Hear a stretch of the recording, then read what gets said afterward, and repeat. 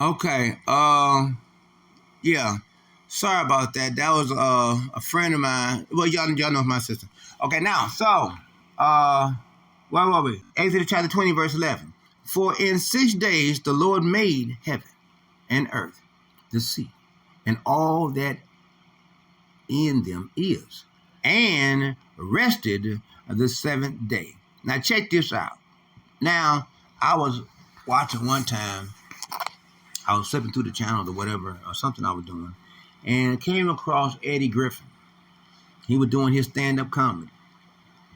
And he said something. He said, I don't know, I believe in the, that Bible and this, that, and the other. Because he said, how is a God going to create the earth and everything and stuff in 6 days and everything, and then on the seventh day, he got to rest? How's he got to rest? He's God. How is the supreme being got to rest?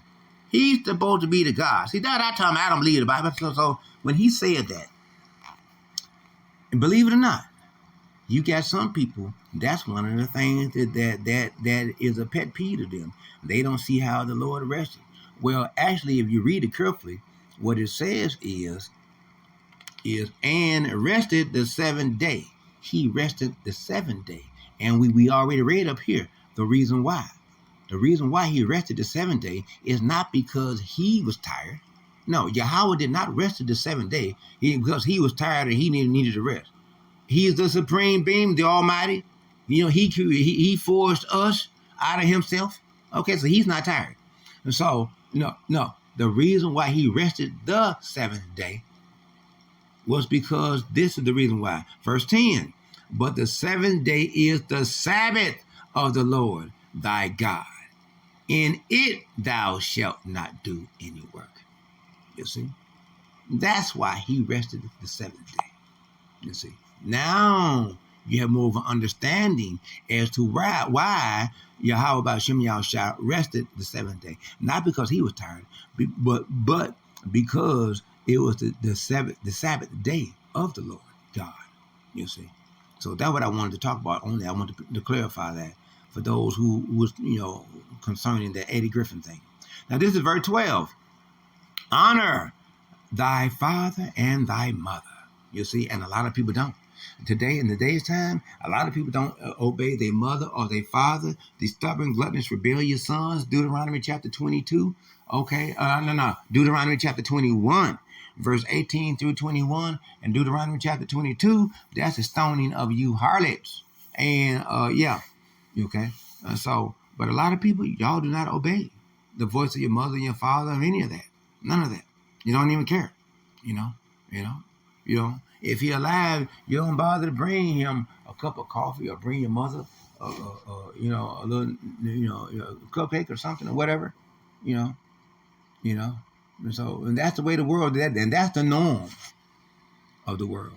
Okay, that's the norm, really. See, and that's just the way it is. And that's why we got all this disruption in normalcy of the family structure, because Esau is Edom. It always goes back to his fault. Esau is Edom is the one that designed his wicked ass kingdom the way it's got it. That's got everybody where everybody got to come out the house and go make an income or go to a school and learn a bunch of foolish ass goddamn lies that the white man system is designed to check you on, grade you on, and then give you a GPA, a grade point average, and judge you for the rest of your life based on that shit. Come on, you out your goddamn mind. You out your doggone mind for real. You see, and that's wickedness. That's wickedness, and that the days may be long upon the land which the Lord thy God giveth thee. You see, you see. You see. And that's why a lot of young people is dying out quick. They dying young. They don't have no longevity in their days, you see, upon any land, you see, because they're out of order. And they're out of order basically because why they are destroyed. Why are they destroyed? They're destroyed because Esau is Edom, has devised this beast system that's designed to take whatever understanding of who we are as a people. Once you steal up people's identity, they don't know what they are, then they don't know what to be. They don't know how to be. So they wind up being anything, and that leads to them being destroyed. This verse 13, thou shalt not kill. Now this is talking about, now this is not talking about, you shouldn't kill anybody, that's wrong. That's not what they're talking about. What this is talking about is you ought not go out and purposely target to kill somebody with no probable cause whatsoever. You just killing somebody. Pop, pop, pop, pop. Ain't nobody did nothing to you, man. You just killing somebody with no problem. No, for no reason. You see, that's what this is talking about. It's not talking about if somebody trying to harm you and you got to defend yourself. That's a completely different understanding. Okay, completely different understanding. In fact, Exodus chapter what is it 22.22 and verse 3 or 20 or verse 2? No, chapter 2, verse 22. It's 3 twos involved. That's what you see what I'm saying? You see what I'm saying? Going back to the basics. That's the reason why we what? That's the reason why we study to show ourselves approved. That's the reason why we go back to the basics. Because for those little moments when we try to draw up a script and we got to reflect back on it and we ain't quite, it don't just pop right back up. That's just scary. That's scary. It makes you feel like you're losing your oil. This verse 14, and we're gonna close it out. Thou shalt not commit adultery. Now that's what many of us and our people have been doing, committing adultery, showing and spending more time serving and following up and chasing behind, going a horn to serve false God. That's what our false gods. That's what our people normally like to do all the time, and that's adultery. You see. That's having friendship with the world and having enmity with Yahweh. Don't you know, you adulterers and your adulteresses? You see, because that's what many of our people, that's what that's what we have stepped out of when we were serving, false gods, when we didn't know no better. But now we know better. That's the reason why, and we know, knowing the terror of the Lord, we would persuade men. We understand now. We want to be friends with Yahweh Shai. You see, so that way, we're showing him that we're willing to obey him and do as he say, so that he can call us his friends. You know what I'm saying? That we may be his mother, that we may be his brother. You see what I'm saying? Because we do the will of the Lord. You see, and we be obedient to the best of our ability.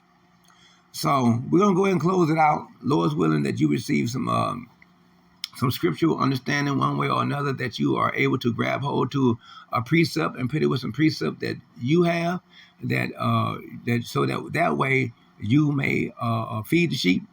Okay, and I pray that you were edified. If not, then I pray that you were provoked to thought to do better. And so remember.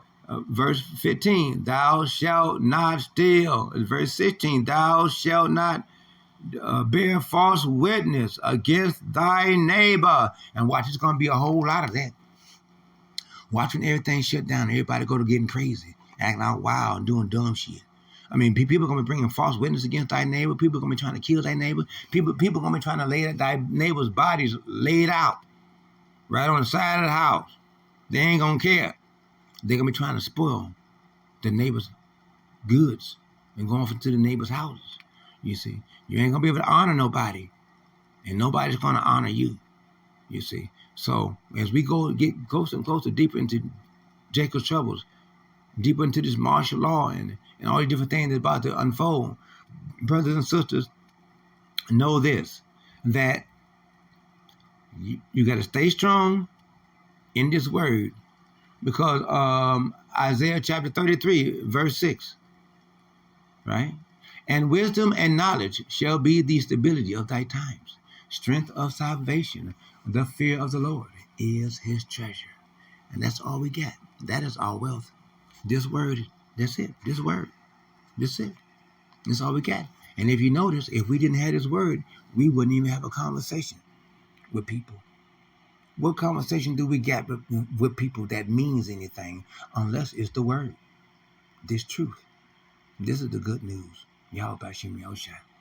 So brothers and sisters, we ain't got long. So hang on. Hang on. Yes, I know it feels like things it just really just driving you crazy, and Esau is Edom is trying to wear you out.